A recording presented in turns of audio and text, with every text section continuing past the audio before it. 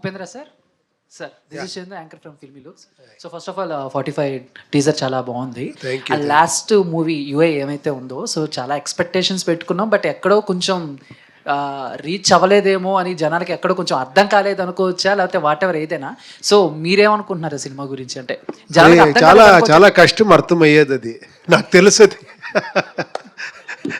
నేను ఒక 7 years నుంచి చెప్తానే ఉన్నాను, దీంట్లో కొంచెం స్ట్రాంగ్గా చెప్పాను.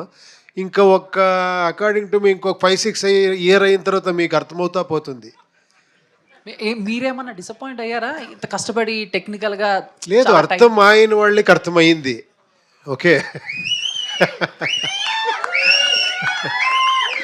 అది ఏమంటే ఇది కొంచెం ఎక్స్పెరిమెంట్. ఏమంటే థియేటర్లో కూర్చొని చూస్తారు కదా, వాళ్ళే విలన్ను. అది కొంచెం డైజెషన్ చేసుకునేది కష్టము.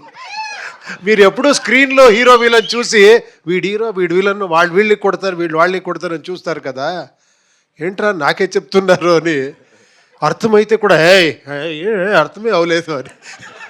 మీరు ఆ సినిమా స్టార్టింగ్లోనే అందరి మైండ్ బ్లాక్ చేసేసారు సార్.